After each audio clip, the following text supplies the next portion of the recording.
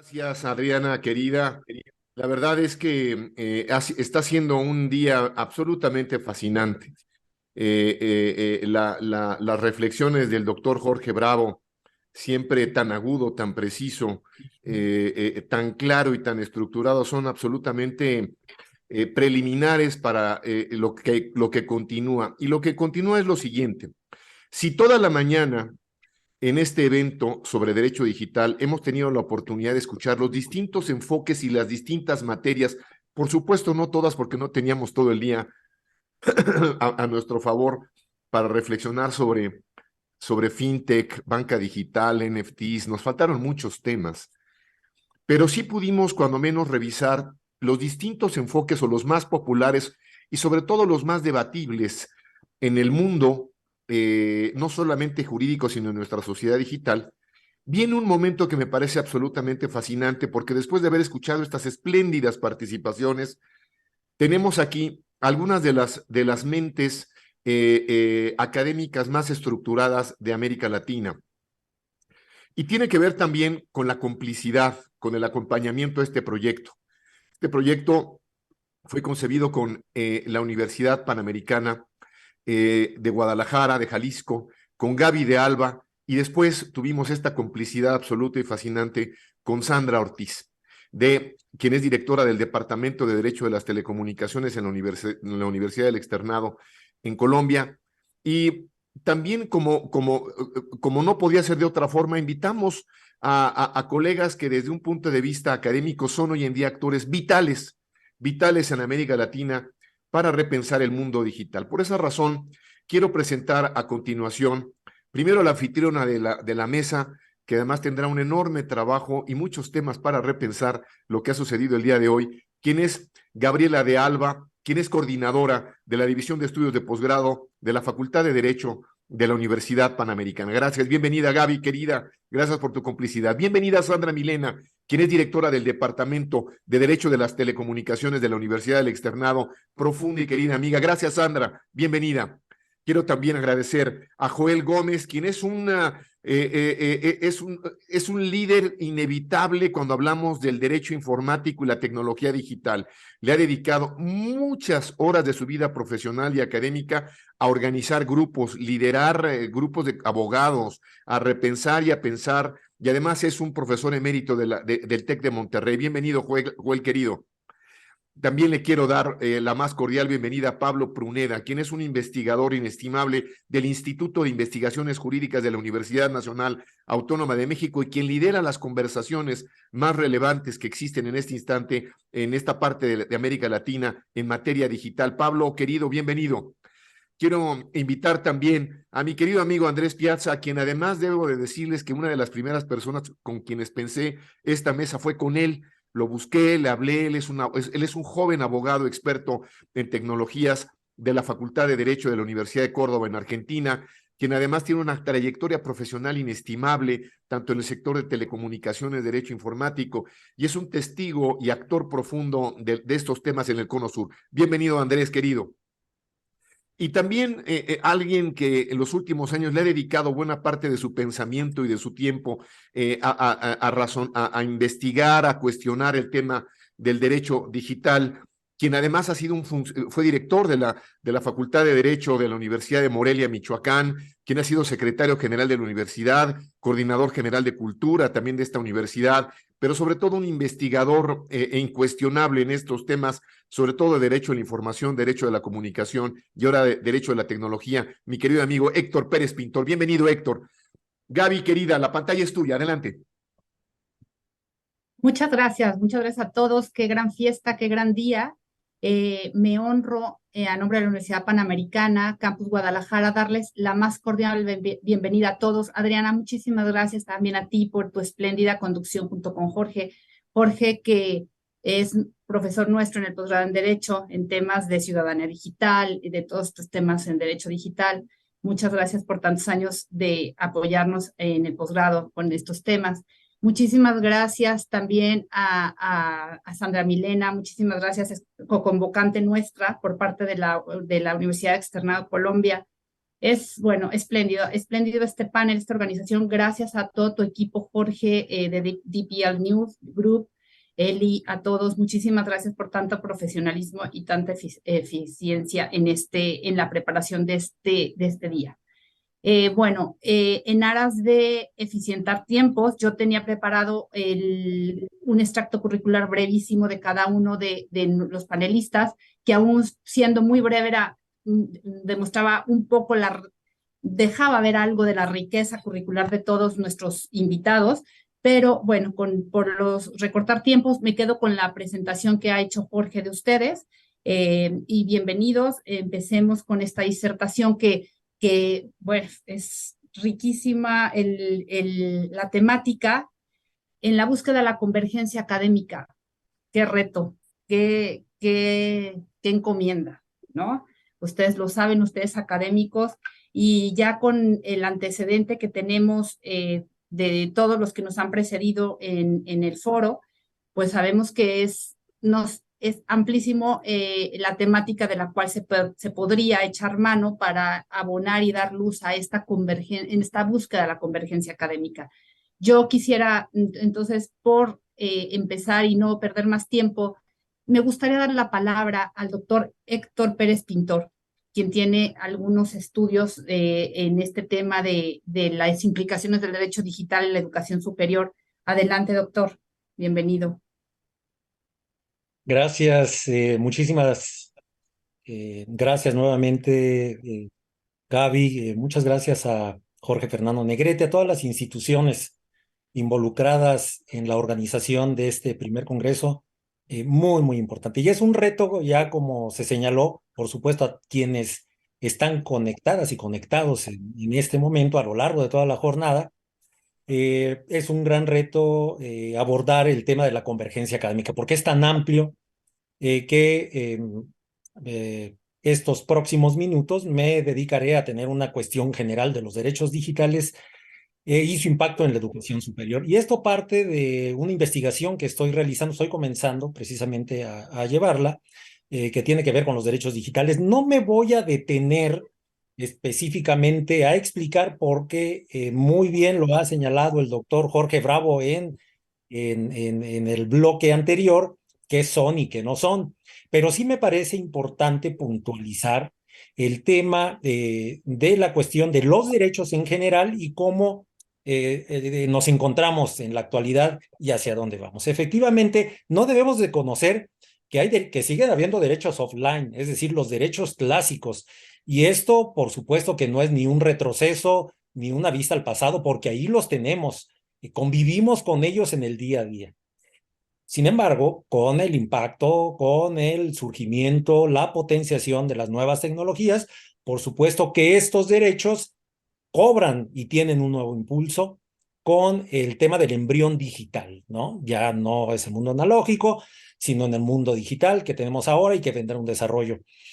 Calculo, creo, a lo mejor es un ideal, pero quizá en 20 o 30 años ya no estemos ni hablando de los derechos digitales, estaremos hablando de los derechos cuánticos y a lo mejor en menos tiempo. Entonces, esto también de los cambios terminológicos hay que tenerlos, digamos, con mucha reserva.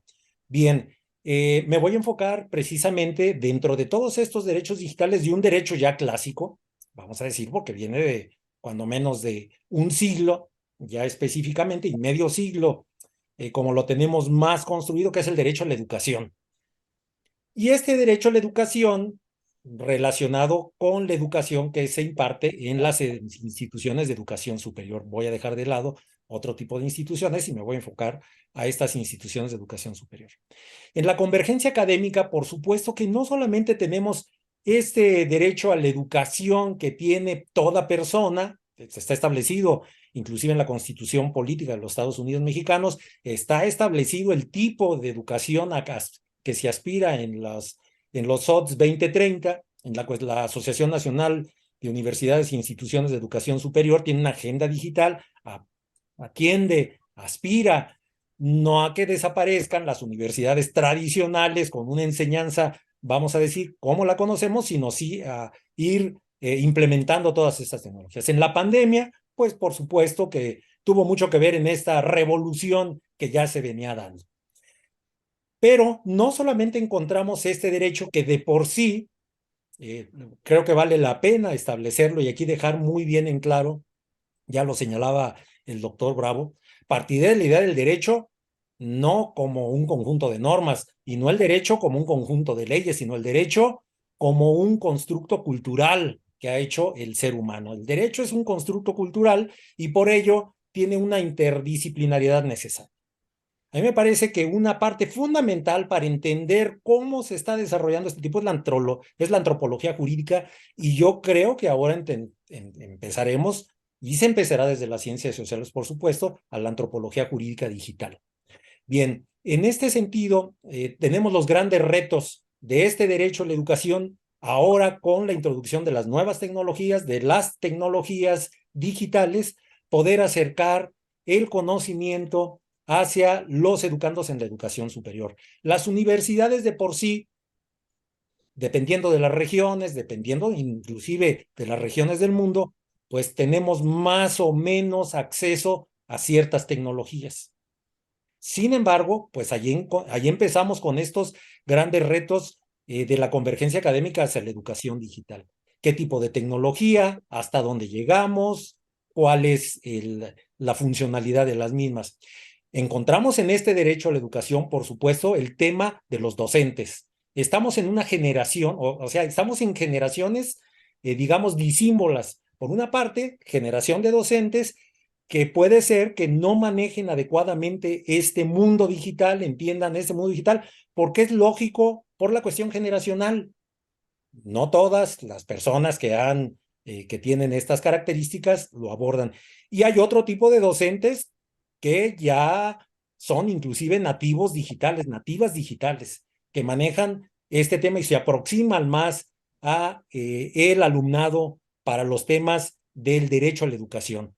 Sin embargo, en esta primera intervención también quiero dejar que en la convergencia académica encontramos la parte de la investigación que se hace en las instituciones de educación superior.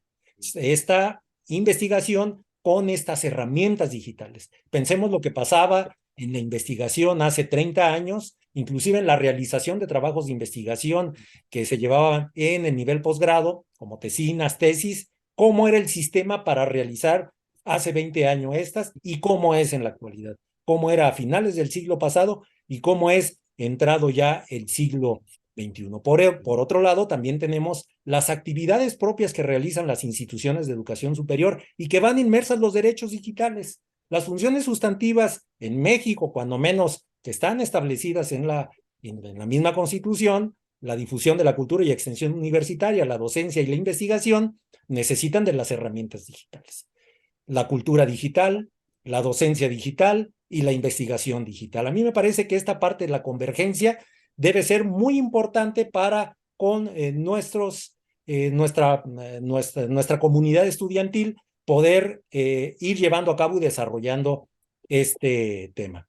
Entonces, ya está por terminar este primer bloque, por lo tanto, dejo hasta aquí mi participación en esta, digamos, introducción para dar continuidad en el segundo bloque. Muchas gracias.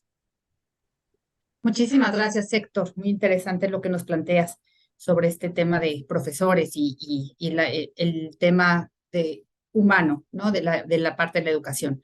A mí me gustaría pedirle al doctor Joel Gómez Treviño, quien es profesor nuestro también en Gran Derecho y asesor en nuestra especialización de Derecho de las TIC, que nos diera un pequeño recorrido sobre de dónde venimos y a dónde vamos con este derecho digital en el ámbito académico. Adelante, Joel, por favor. Muchísimas gracias, Gaby, por invitarnos a participar en este magnífico congreso. Gracias a Jorge Negrete, a la Universidad Panamericana y también a DLP News por la organización de este magnífico evento. A mí siempre me agrada mucho charlar sobre estos temas desde una óptica quizás general para entender desde dónde venimos y hacia dónde vamos en esta materia. Normalmente es un tema que está de moda, que todo el mundo lo aborda, que todo el mundo lo quiere estudiar, comentar, pero suele haber muchísimas confusiones en el mercado y por eso siempre me permito crear algunas láminas muy breves para evitar estas confusiones. La informática y el derecho son dos lados de una misma moneda. Y esta misma moneda puede tener diferentes apreciaciones. Cuando se habla de la aplicación de la informática para el tratamiento de la información jurídica, estamos hablando de la informática jurídica o de la jurismática, como se le decía hace muchísimos años. De hecho, este término ha sufrido diferentes iteraciones a lo largo del tiempo.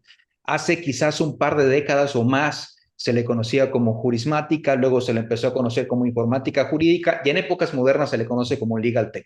Ese es el término que más recientemente se está utilizando en este ámbito de la informática jurídica, que tiene tres vertientes: la documental, la decisional y la de gestión y control, que básicamente lo que nos aboca esta rama, pues es al estudio de cómo la informática y las tecnologías de la información pueden estar al servicio del derecho, cómo se pueden utilizar los sistemas, las herramientas tecnológicas para que el abogado en lo general pueda ejercer mejor su profesión de una manera más rápida, más eficiente, más eficaz. Ese es el mundo de la informática jurídica, que nunca hay que confundir con el derecho informático.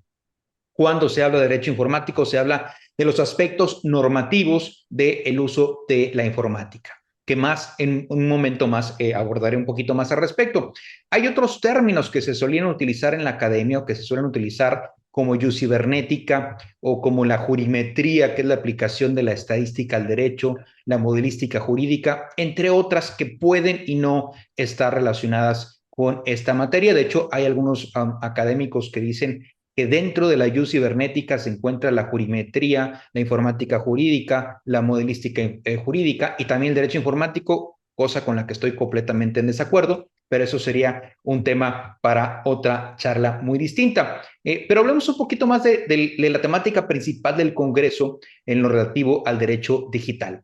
Para mí, pues es la rama del derecho que se ocupa del estudio y la posible regulación de las consecuencias jurídicas que pueden derivarse del uso de Internet, de las tecnologías de información y comunicación y también de las tecnologías emergentes. También esta rama puede analizar la interrelación de las diversas ramas del derecho con la informática y las tecnologías de información. ¿Por qué es relevante esta materia? Bueno, por muchas razones, pero primero tenemos que seguir en la búsqueda de la desmitificación o hacer uso de términos que quizás no sean tan adecuados.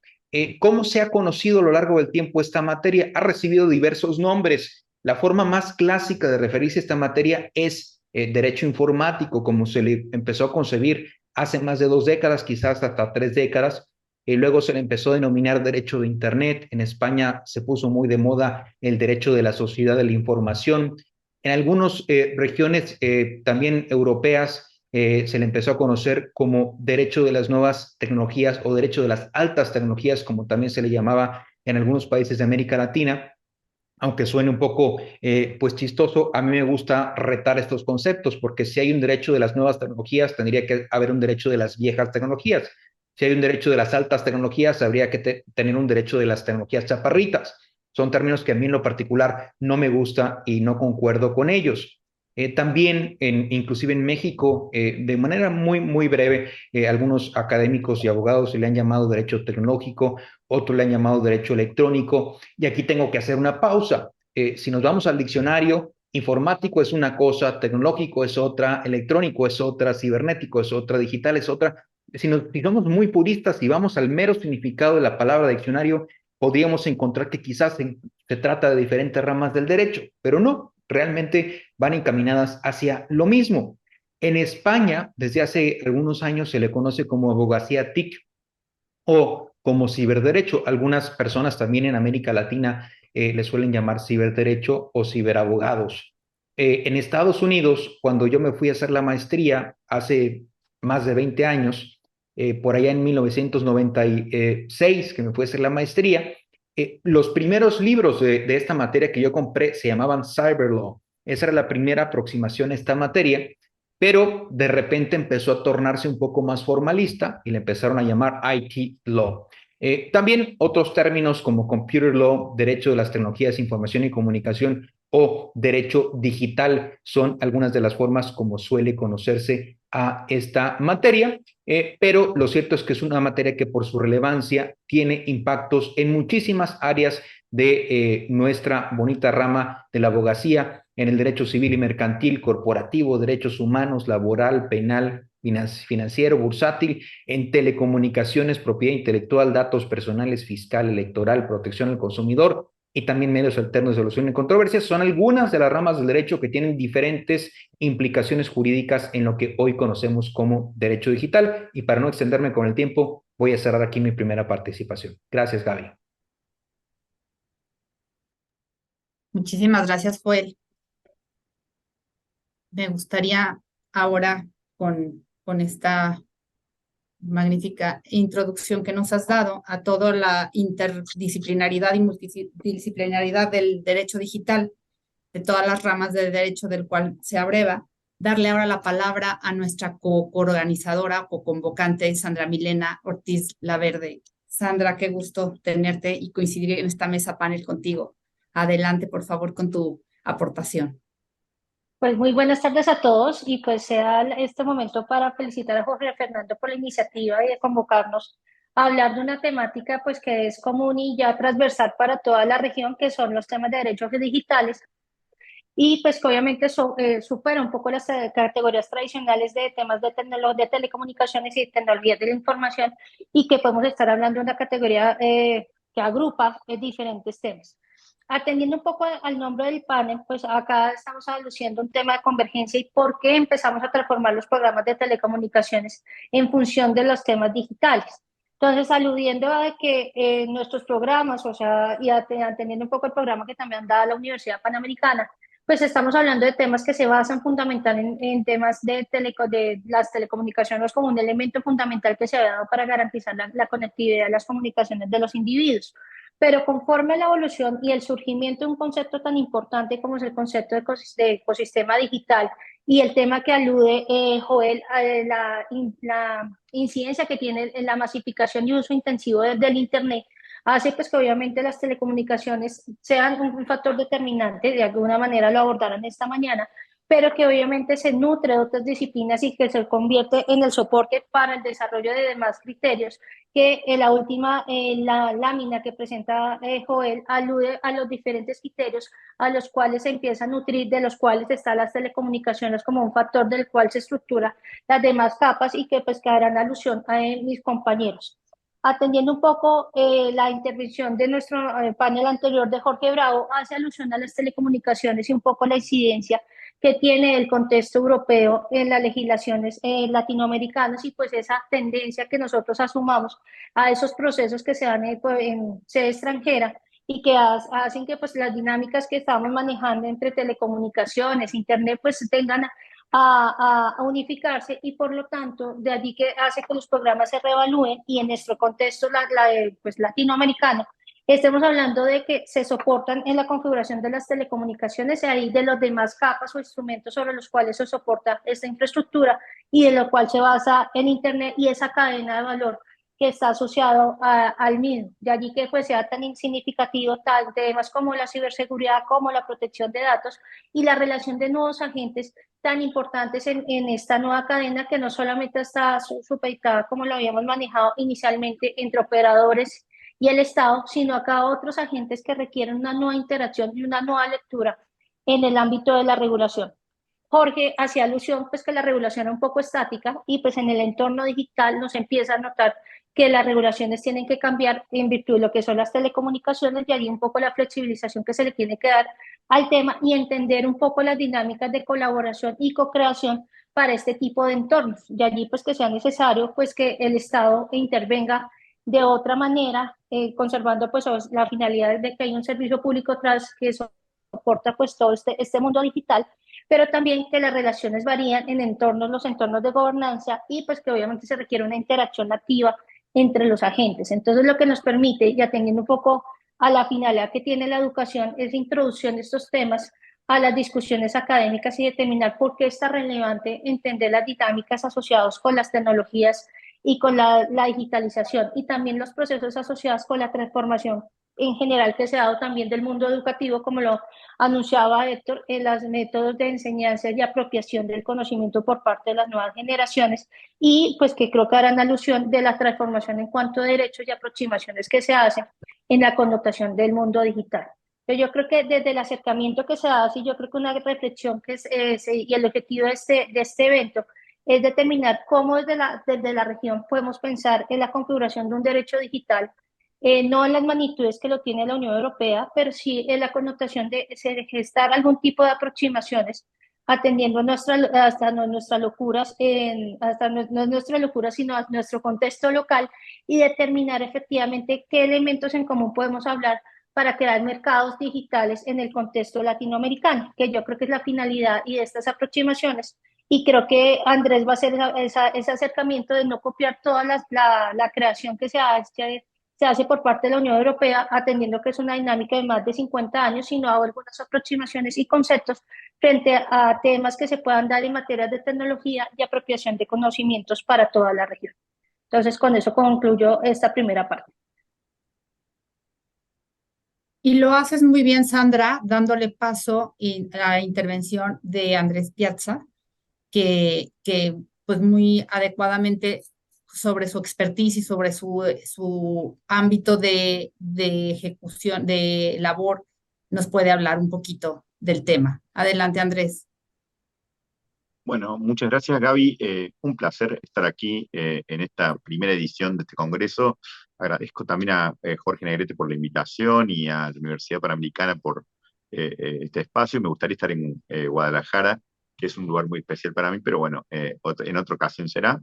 De todos modos, es interesante cómo este panel ha aprovechado experiencias de los diferentes aportantes, y voy a intentar hacer un agregado subiéndome a los aportes que ya han hecho muchos de los panelistas anteriores, en particular pensando en las tendencias, ¿no? Tenemos entonces que el derecho digital, que es esta nueva convergente instancia del derecho informático, del cyber law, del tech law, como le queramos llamar. Joel tenía todas las denominaciones, nos conocemos desde en todos los estadios de evolución de esas denominaciones. Yo diría que, además de que el derecho digital es una convergencia de todos estos aspectos, con un grupo importante, con una numerosa cantidad de desafíos y de tendencias, yo diría que está permeando sobre todo el derecho. Creo que podría ser la última afirmación que podría hacer. El derecho comercial, el derecho corporativo, el derecho empresarial, los derechos humanos y algunas otras cuestiones del derecho público están siendo atrapadas por temas de seguridad, de privacidad, por temas de inteligencia artificial, por temas de libertad de expresión y moderación de contenidos, por eso decía los derechos humanos.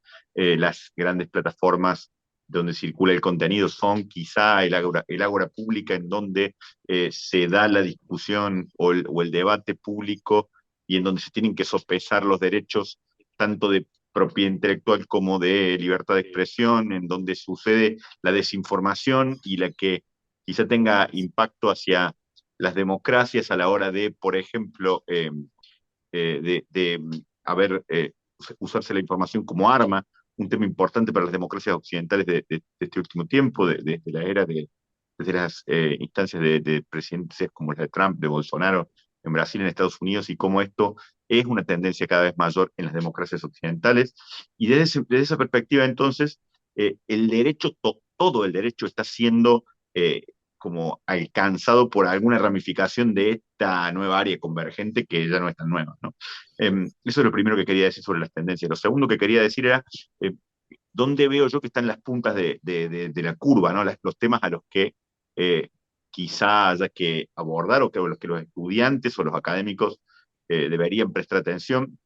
El tema de inteligencia artificial se vuelve central, no porque la ciberseguridad no lo sea, pero tiene un recorrido de unos 15 o 20 años. En Budapest tiene más de 20 años el convenio.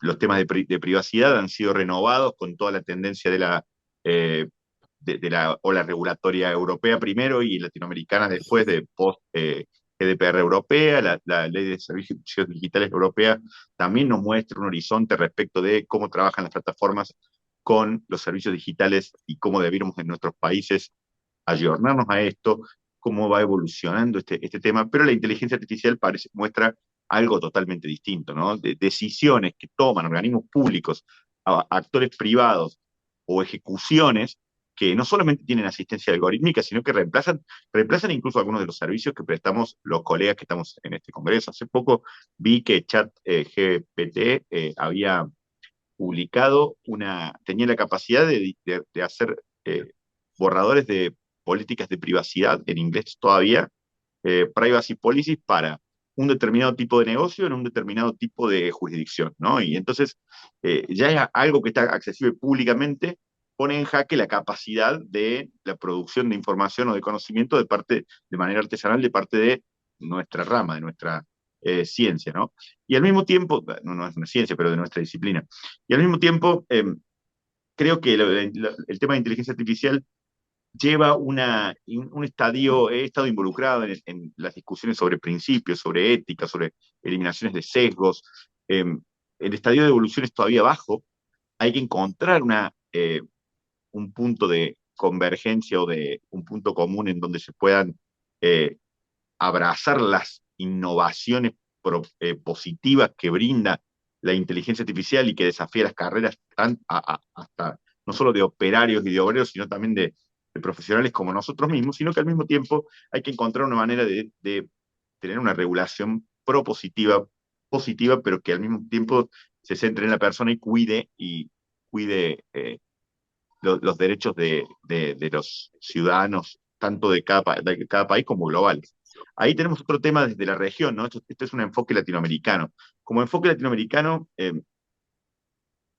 quería hacer una pequeña salvedad a otros de los temas que están emergiendo. Yo decía lo de desinformación, todo. En la esfera pública y el discurso público hay una gran de, hay debates y hay procesos de formación de políticas públicas y de creación de regulación que están recién en pañales. No solo los de desinformación, sino todo lo que tiene que ver con el estado del interés público, con la circulación de información y la libertad de expresión como gran principio rector de las democracias occidentales. Después tenemos quiénes son los moderadores de contenidos, qué criterios usan, cómo se ha privatizado la moderación de los contenidos y cómo Latinoamérica tiene o bueno, las Américas, ¿no? Porque el estándar de libertad de expresión más alto que existe en el mundo es el del Pacto de San José de Costa Rica y el sistema interamericano, y cómo tenemos el desafío o la posibilidad de tener alguna aproximación creativa y que lo están haciendo nuestras instituciones en el tema en el tema de libertad de expresión y discurso público. Pero eso es otro de los grandes temas. Y después hay temas más vinculados a infraestructura o a industria, como el 5G, que son grandes desafíos y que tienen todavía regulaciones incipientes en la región. Y es muy difícil abarcar todo el abanico de lo que son las tendencias. Yo sí quería decir, desde el rol que ocupo actualmente, no tanto como un académico, si bien tengo intervenciones en diferentes instancias y sobre todo especialmente en el tema de trust, el tema de cifrado, es un tema de los que trabajo, las comunicaciones privadas que para ser cifradas favorecen la seguridad y cómo los que persiguen a los delincuentes en Internet buscan que el cifrado se debilite como una herramienta para encontrar a los delincuentes, y es un gran desafío, ¿no? La protección del cifrado al mismo tiempo que que la persecución de los delincuentes es otro de los temas regulatorios, diría, emergentes, y cómo encontrar la protección de las infancias manteniendo también los principios de Internet, es otro de los temas emergentes, y a todos esos temas los estamos empezando a abordar desde nuestra institución, desde el IDDLAC, que tiene una perspectiva, y esto es lo último que quiero decir respecto de la región. Nuestra región no tiene instituciones como las europeas, no tiene, justo está haciendo la cumbre de la CELAC, que es lo más parecido a una institución que tiene Latinoamérica y el Caribe, y está haciendo en este momento la cumbre, y son jefes de Estado, algunas áreas específicas, poca coordinación, no hay cesión de soberanía, no hay posibilidad de crear leyes modelos, no hay posibilidad de crear regulaciones regionales, y no sería deseable en este punto. Y el IDDELAC lo que ha buscado el Instituto de Desarrollo Digital de Latinoamérica y el Caribe que dirijo, lo que está buscando o en lo que está pensando, y aquí corto mi intervención porque seguramente hay otras reacciones, es quizá Latinoamérica tiene un desafío el doble de grande, porque no solamente vamos detrás como siempre fuimos, sino que al mismo tiempo no tenemos las instituciones que nos permiten reaccionar a crear regulaciones creativas o comprensivas de los fenómenos, pero al mismo tiempo podemos encontrar denominadores comunes, empezar a pensar temas que les preocupen de manera igual o común o convergente a los stakeholders, y por eso es que estoy muy, muy honrado de participar de este tipo de conversaciones. Conversaciones que nos hacen pensar en correr la frontera de hacia dónde estamos mirando cuando miramos nuestra disciplina, ¿no? Y lo dejo aquí porque es inabarcable el tema, pero seguramente reaccionaré con mucho entusiasmo a la próxima ola o a la próxima intervención. Gracias, Gabriel. No, gracias a ti, Andrés. Muchas gracias. Y yo quisiera dar paso ahora a nuestro amigo Pablo Pruneda, quien desde tu experiencia, desde 2020 como coordinador de la línea de investigación de Derecho e Inteligencia Artificial, por sus siglas LIDIA, del Instituto de Investigaciones Jurídicas de la UNAM, ¿cuál es por tu gran especialización en los temas de inteligencia artificial y derecho, cuál es tu inquietud en esta convergencia académica? ¿Qué es lo que puede aportar y cuáles son los riesgos que nos da el uso de la inteligencia artificial dentro de nuestra labor académica? Por favor, para Pablo, adelante. Muchas gracias, Gabriela. Pues tenía yo preparado una presentación PowerPoint, pero para eficientar el tiempo me parece que la voy a restringir para el siguiente bloque.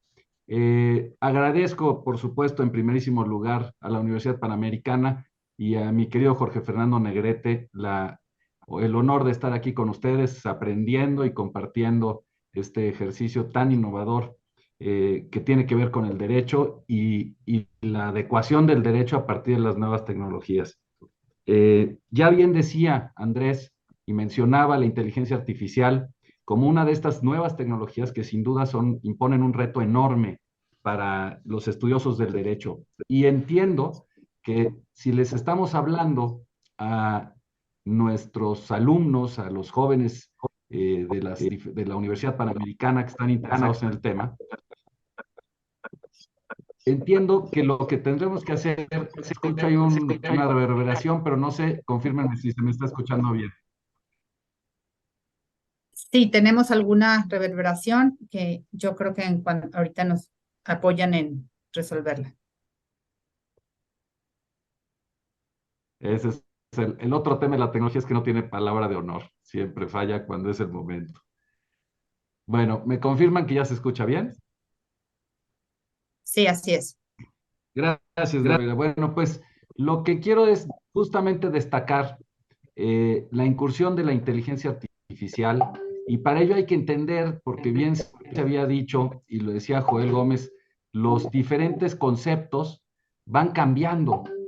Ay, qué barbaridad. Van cambiando conforme avanza la historia y las diferentes tecnologías. Entonces, una parte fundamental tiene que ver con los diferentes conceptos que han albergado a esto que entendemos hoy como inteligencia artificial. Desde 1920 y tantos se empezó a hablar de entidades no humanas con inteligencia. La primera parte o los primeros que abordaron a estos conceptos fueron la ciencia ficción, Karel Čapek y Isaac Asimov hablaron sobre el tema. Y por ahí a mediados del siglo pasado, en 1950 y tantos, tanto Alan Turing como McCarthy, como diferentes científicos, empezaron y acuñaron ya el concepto de inteligencia artificial.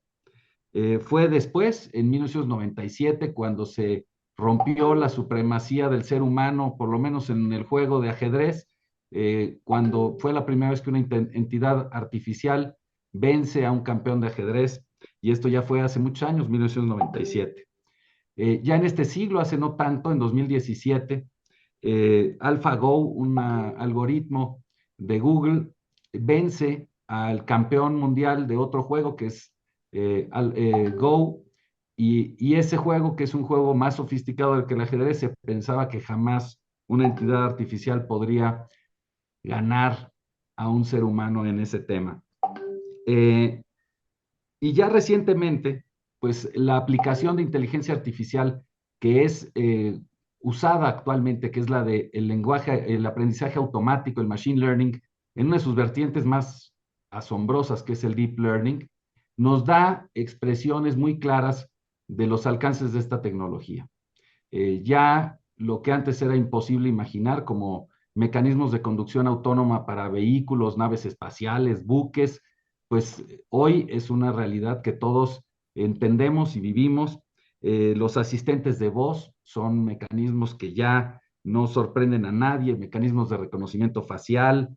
Los sistemas de armamento autónomo desafortunadamente también tienen su aterrizaje en esta vida en la que los jóvenes hoy pues lo asumen de manera natural y, insisto, pues ya sin ninguna sorpresa.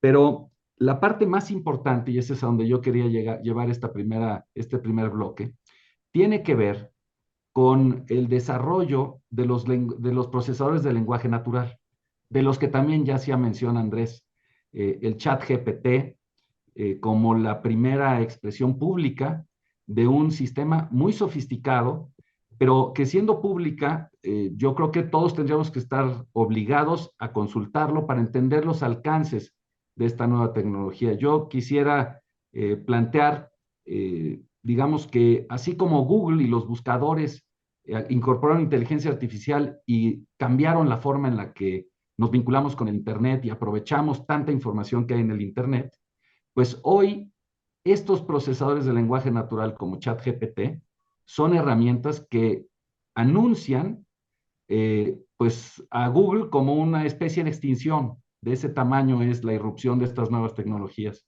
La forma en la que vamos a investigar, la forma en la que vamos a aprender, la forma en la que vamos a enseñar cualquier aspecto del conocimiento humano, de cualquier rama y en cualquier idioma, va a ser a través de los procesadores de lenguaje natural, y para el que lo dude, ya está la herramienta a disposición de todos para que la use, para que se impresione y para que se empiece a vislumbrar lo que es el gran reto para el derecho y lo que dio origen al derecho digital, que ya nos decía Joel Gómez, que es cuando una tecnología tiene una aplicación práctica, incuestionable, y que nos obliga a todos a replantear esquemas de protección de datos, de preservación de derechos humanos, de acercamiento frente a las diferentes grandes separaciones que dan las nuevas tecnologías entre quienes la pueden usar y quienes no, etcétera, etcétera. Entonces, pues todas estas asombrosas aplicaciones del ChatGPT las dejaré yo para confrontarlas en una siguiente participación, así como los enormes retos que estos imponen para el mundo académico, y es por eso que escogí este tema pensando en la convergencia académica, que es el tema de esta mesa. Muchas gracias, Gabriel, hasta acá lo dejo y te regreso el uso de la palabra. De nada, Pablo, al contrario, yo quisiera a lo mejor devolverte la palabra y empezar con la segunda ronda, quizá al revés, porque me parece muy oportuno ver el reto regulatorio que todo esto nos está dejando, el reto regulatorio que para las instituciones de educación nos implica los avances y la inteligencia artificial y todas estas herramientas nuevas. ¿Qué nos puedes aportar sobre esto? Y si gustas de ahí, conectar a tu segunda parte de tu exposición. Muchísimas gracias, Gabriel. Bueno, pues aprovecharé entonces para compartir pantalla y no compartir la exposición que ya obvié, sino más bien compartirles algunos recortes en periódicos vamos, recortes en periódicos ya es un concepto muy antiguo, más bien selecciones de periódicos y de notas en Internet que me parece que son muy importantes y de interés para todos. Déjenme avanzar hasta donde llega esta parte. Y por favor, confírmame, Gabriela, que estamos viendo mi exposición. Sí, la estamos viendo perfecto. Gracias. Bueno, pues aquí está. Este es el chat GPT, el que está en la parte central de la pantalla. Es un chat, como ven ustedes, aquí junto a la P aparece un recuadro donde podemos escribirle cualquier cosa. Y cuando hablo cualquier cosa, me refiero a cualquier cosa y en cualquier idioma, que esa es la parte muy valiosa. El chat GPT es como decíamos, un procesador de lenguaje natural que, para que lo entendamos de forma muy rápida, es una especie de autocompletado, es un mecanismo predictivo a partir de lo que le escribimos, nos contesta lo que él en función de su sofisticado algoritmo, piensa que debe de contestar, que es lo que sigue a lo que escribimos. Sirve para redactar estudios, para redactar trabajos, para preguntarle cuestiones que mientras más específicas son más asombrosas las respuestas. Una de mis materias, que es el derecho sucesorio, tiene un concepto tan técnico como la libre testamentifacción. Le pregunté al chat qué opinaba sobre los países que siguen la libre testamentifacción y los que no, y hubo una respuesta que me sorprendió. Invito a todos, a partir de un ejemplo como este, a que se metan a la herramienta y que le hagan una pregunta de lo más específica en función de su experiencia y de su especialidad concreta. Ahí vienen las notas. ¿Para qué sirve esta herramienta y de qué tamaño es? Pues primero, se usó la herramienta para contestar preguntas para obtener la aprobación como médico en Estados Unidos. Y las respuestas que dio el ChatGPT permitieron aprobar ese examen para ejercer la medicina en Estados Unidos. Otra aplicación, la aplicación Do Not Pay, que es de un joven inglés que decidió usar la inteligencia artificial para resolver problemas de multas de tráfico, de asuntos de jurisdiccionalidad menor, de cuantía menor, anunció que va a usar al ChatGPT en una versión de baja latencia para meter a un abogado a un tribunal en febrero, sin decir a qué tribunal.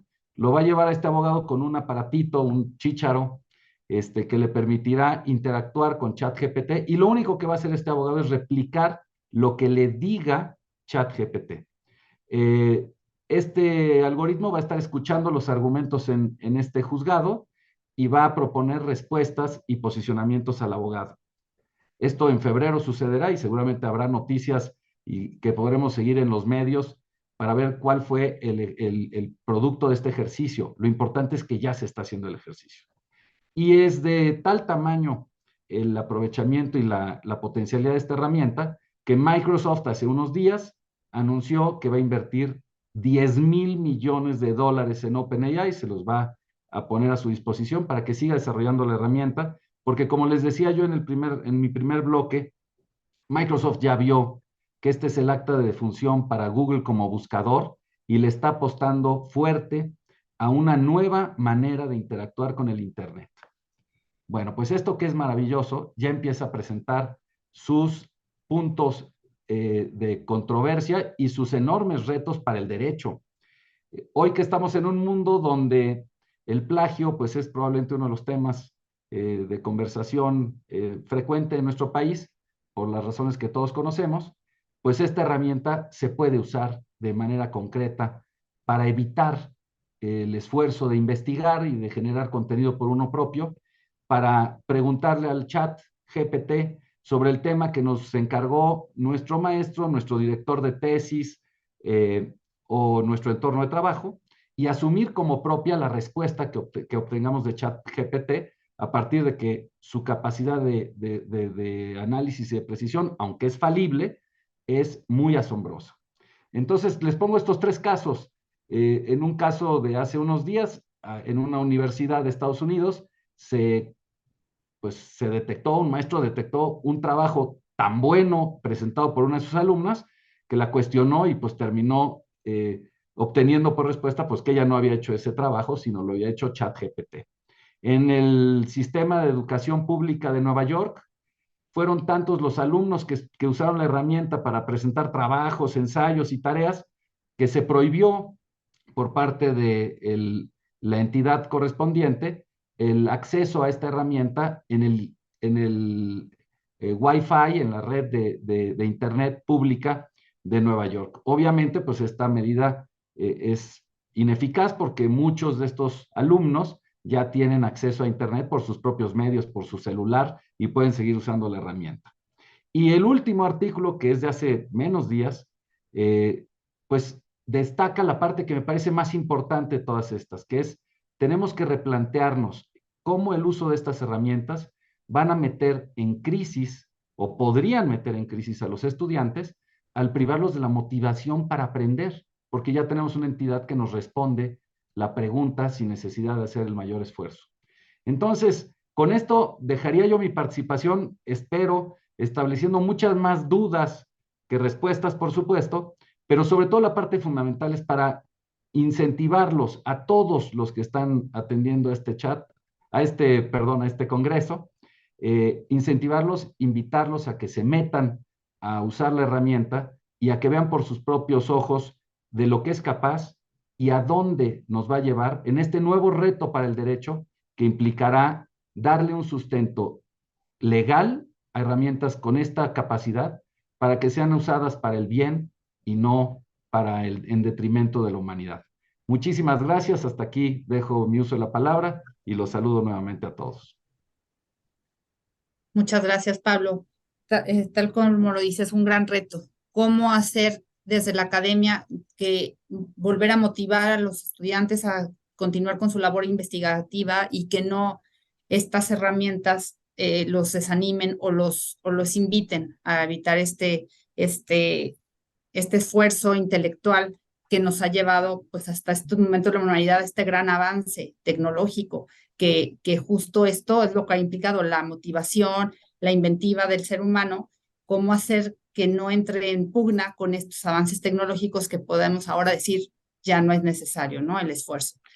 Pues todo un reto. No sé, Sandra, si tú nos puedes abonar desde tu experiencia del Departamento de Telecomunicaciones ahí en Externado, ¿qué han pensado acerca de esto? ¿Cómo abatir estos riesgos de la inteligencia artificial en nuestra labor? Eso creo que era un gran cuestionamiento que nos hicimos hoy, que tuvimos una reunión de profesores de determinar que ahora los alumnos pueden utilizar este tipo de herramientas y pues a quién se le imputa la responsabilidad por pagar o utilizar estas herramientas para hacer los trabajos, ¿no? Entonces ese es el gran riesgo que se tiene como por parte de la academia y donde fomentar los espacios de investigación, ¿no? Y los grandes espacios de cuestionamiento sobre las materias que se están dando.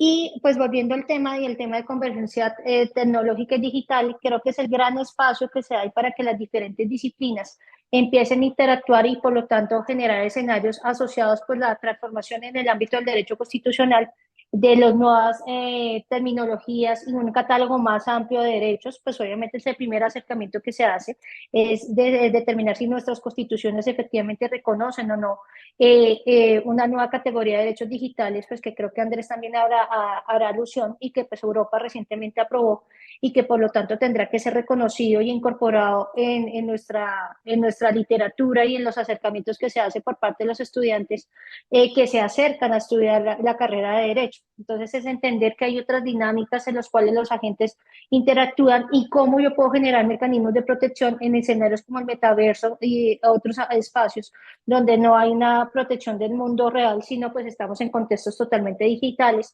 y que Pablo también hacía alusión a problemáticas asociadas con los temas de propiedad intelectual que también entran a la palestra y la protección respectiva en este tema referente. Desde el punto de vista regulatorio, pues lo que se hace es, si bien es dar o conocer cuáles son los instrumentos y la evolución propia que tiene la regulación, es válido dar como los insumos más orientados a temas de política pública o cómo se puede solventar a materias de guía las problemáticas que dan para dar respuesta un poco más ágil y más rápida a los escenarios que se están dando en las transformaciones de los entornos digitales y de ahí pues los monitoreos que se hacen por parte de todas las autoridades y donde la academia va a ser totalmente relevante en el caso de la inteligencia artificial al cual hacía alusión Pablo, de generar escenarios, por ejemplo, de responsabilidad por diseño, por defecto, que se pueda dar y que al principio de la intervención, creo que hacía alusión Héctor, también empezar a cuestionar qué pasa con la inteligencia artificial que se hace por parte de las entidades públicas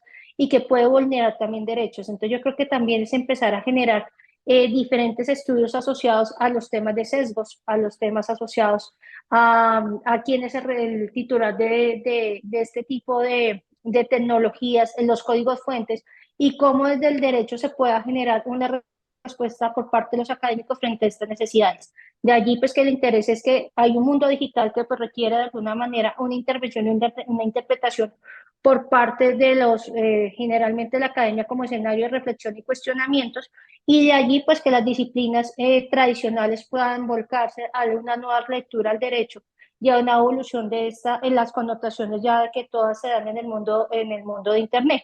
Entonces, de ahí, pues que yo creo que es la relectura que se hace por parte de las mismas facultades de derecho, entender qué se entiende por derecho digital y qué aproximaciones podamos darle a estos casos concretos. No tiene, Muchas gracias, gracias, Sandra.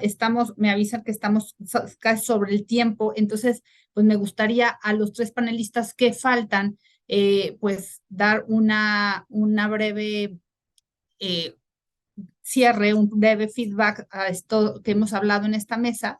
Empezando, si gustas, ya que hablas de la gobernanza, darle paso a Andrés Piazza y luego cederle la voz a Héctor y a Joel. Por favor, Andrés. Bueno, intentando comprimir una sola última idea que quizá pueda ser de provecho.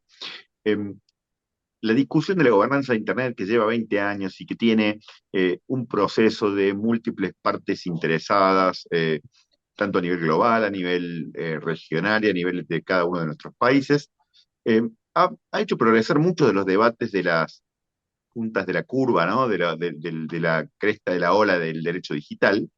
Y sin embargo, nuestro diagnóstico, el punto de partida de por qué fundamos esta organización regional el año pasado, en parte es que esta discusión tan fructífera no ha permeado lo suficiente en las regulaciones regionales. Las regulaciones regionales no se han nutrido de los debates de múltiples partes interesadas que existen, que han incorporado la perspectiva de la sociedad civil, del sector privado, de la academia, a las discusiones regulatorias, tanto de temas de telecomunicaciones, de temas de infraestructura, como de temas de derechos humanos o de otras dimensiones del derecho digital. Eso es algo para mirar, para tener en cuenta. Al mismo tiempo, tampoco han habido basamentos de evidencia o demasiado respaldo en las iniciativas legislativas que sí existieron en la región, salvo el marco civil de Brasil, que tenía cierto consenso, alguna reforma en México particularmente. Por lo general, las regulaciones del derecho digital que se han ido construyendo con procesos en la región no se han basado, no se han respaldado en la evolución de los debates. Ese sería el nexo que quizás sería el deseo que pediría, ¿no? Haciendo alusión a que hoy es mi cumpleaños y a que cambié de década para el Jorge, que me sigue considerando joven, pediría ese deseo, el deseo de poder acercar esos dos mundos, ¿no? El mundo de los debates que hace 20 años están empezando a tratar de entender estos temas y de cómo la regulación se podría o debería nutrir de ellos. Muchas gracias, Gabriela. Muchas gracias. Joel, por último, ¿alguna idea con la que quieras cerrar este panel? Bueno, y después pasar a Héctor para que cerremos por completo.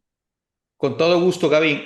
Haciendo una breve reflexión sobre algunos de los conceptos que manejaba Pablo Pruneda, a quien tengo el gusto de conocer ya desde hace varios años, me vino a la mente un tema bien importante que es cómo los abogados hemos aterrizado en esta materia. Fíjense, en 1942 Isaac Asimov crea las leyes de la robótica, como lo mencionaba Pablo.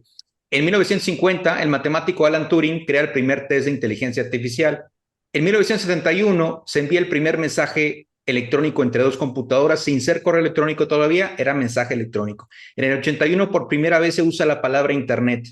En el 92, Neil Stephenson utiliza o publica en su novela Snow Crash el término metaverso. En 1994, Nick Szabo funda o describe por primera vez los smart contracts. En el año 2001, Joel Gómez, un servidor, fundó la Academia Mexicana de Derecho Informático. En 2008, Satoshi Nakamoto describió las criptomonedas en un paper. En 2009 nace por primera vez blockchain y Bitcoin.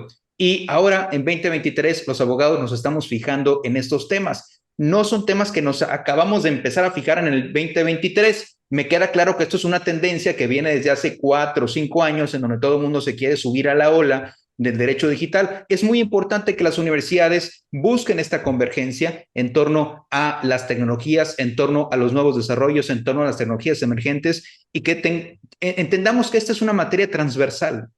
En estas conversaciones deben ser partícipes ingenieros, tecnólogos, abogados, desarrolladores, inclusive las personas que hacen negocio, la industria, el gobierno, deben estar presentes en este tipo de paneles, en este tipo de eventos, en este tipo de desarrollos, para que logremos un ecosistema digital sano, confiable, seguro y sobre todo que sea promotor del desarrollo económico en todas las naciones. Muchas gracias de nueva cuenta, Gaby, Jorge y toda la gente que hace posible este evento. Muchas gracias, Joel. Pues no quiero dejar sin cerrar a Héctor Pérez Pintor, perdón, y le preguntaría un tema esencial, ético, que hemos dejado a un lado. Ya el reclamo de Adriana Labardín esta mañana sobre la responsabilidad de todos los abogados y sobre todo las instituciones académicas para cerrar esta brecha del conocimiento y del acceso a la educación. Las tecnologías se antojan como para facilitarlo, pero nos damos cuenta que por problemas administrativos de gobernanza, digo más bien de políticas, la brecha se abre un poco más. ¿Qué nos puedes decir, Héctor? Efectivamente, Gabriela, y con esto cierro muy rápido, estos grandes retos que tenemos. Justamente la cuestión de la ética jamás ha estado separada del derecho. Si entendemos el derecho única nuevamente desde la ciencia jurídica, pues vamos a estar perdidos. Siempre va acompañado, no de ahora, desde siglos, pues más surge como un asunto filosófico el derecho y las libertades, más que como un tema jurídico propiamente. Y entonces yo creo que allí está acompañando, ¿no? Es esta parte fundamental en todos esos temas que se han abordado, la inteligencia artificial, que quizá nuestras comunidades administrativa, estudiantil, docente, puede ser que le suene extraño o que cada vez sea más común, pero que en el día se está utilizando y se utilizará en estos temas, como ya ha señalado mi amigo Pruneda, en el tema del ChatGPT, ¿no? Por ejemplo, pero ¿qué tenemos en la ética?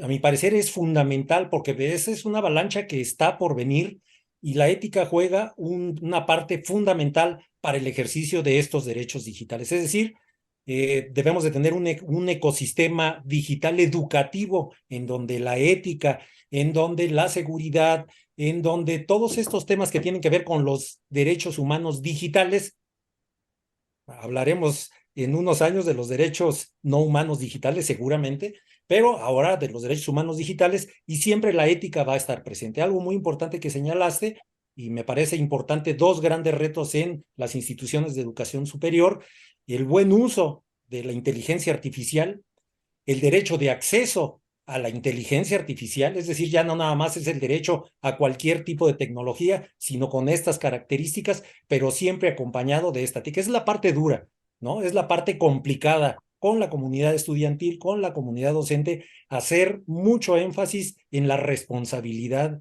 que tenemos en los mensajes que damos y en este desarrollo ética a través, pues por supuesto, de un paraguas muy amplio que es la política pública que se debe de implementar. Entonces, me parece fundamental esta parte ética que nosotros tendremos que implementar conjuntamente con los derechos digitales, con estos temas de frontera como es la inteligencia artificial, que va a impactar en todos los programas de estudio. Pensemos tan solo, y con esto cierro, en la educación en línea y a distancia.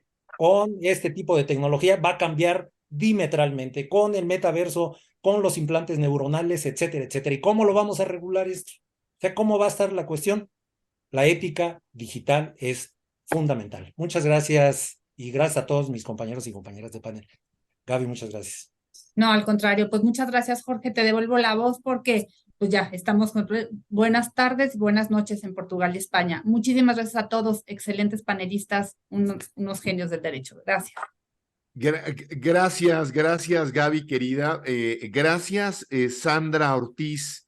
Gracias, mi querida Sandra, por la complicidad allá en esa hermosa universidad en la que vives allá en la Universidad del Externado en Bogotá. Gracias, Héctor Pérez Pintor, amigo y cómplice de hace muchos años, hasta esa ciudad virreinal fantástica, espléndida, que es Morelia. Gracias, Pablo, porque vives en esa enorme y espectacular ciudad llamada Ciudad Universitaria, en ese palacio del Instituto de Investigaciones Jurídicas. Joel, por esta capacidad para liderar a abogados a los que nos apasiona el mundo del derecho digital o de lo que se puede estimar como derecho digital. Y gracias, Gaby, querida, a ti, cómplice, creadora de este proyecto en mi casa, allá en la Universidad Panamericana en Guadalajara. Vamos a darle ahora la palabra a nuestra querida coanfitriona, Adriana Sarquís, que ahora nos va a mandar hasta Brasil con un extraordinario abogado. Adriana, querida, la pantalla es tuya. Adelante.